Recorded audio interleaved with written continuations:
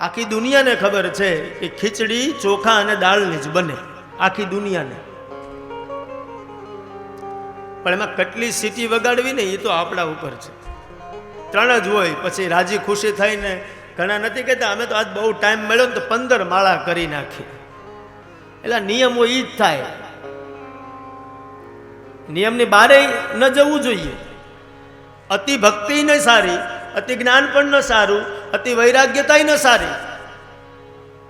બધી વસ્તુનો અતિરેક છે એ એનું પતન છે.